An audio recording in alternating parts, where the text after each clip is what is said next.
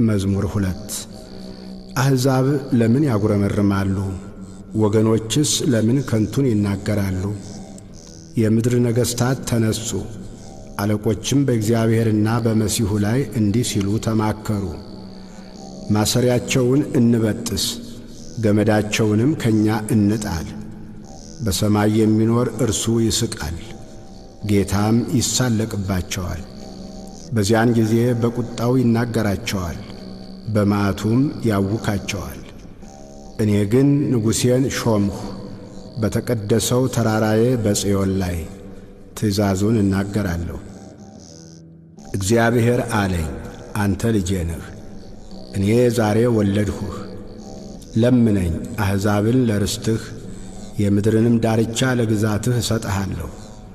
በብረት በትር ትጠብቃቸዋለህ፣ እንደ ሸክላ ሰሪ ዕቃም ትቀጠቅጣቸዋለህ። አሁንም እናንት ነገሥታት ልብ አድርጉ፣ እናንት የምድር ፈራጆችም ተገሠጹ። ለእግዚአብሔር በፍርሃት ተገዙ፣ በረዓድም ደስ ይበላችሁ። ተግሣጹን ተቀበሉ፣ ጌታ እንዳይቈጣ፣ እናንተም በመንገድ እንዳትጠፉ። ቁጣው ፈጥና ትነዳለችና በርሱ የታመኑ ሁሉ የተመሰገኑ ናቸው።